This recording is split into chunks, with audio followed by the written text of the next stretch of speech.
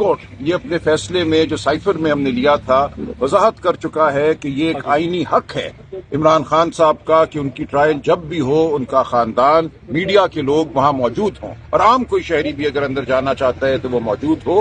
یہ ہمارے آئین کا تقاضا ہے کہ ٹرائل اوپن ہوگی یعنی کہ کھلا کورٹ روم ہوگا. عدالت کو بند کال کوٹری نہیں ہو سکتی.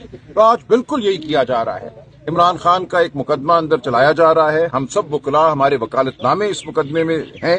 ہم معاونت کرتے ہیں خان صاحب کی پچھلی کئی پیشیوں پر اس توشہ خانہ کے مقدمے میں. وہاں میں نے مشورے بھی دیے ہیں, کھڑے ہو کر بات بھی کی ہے.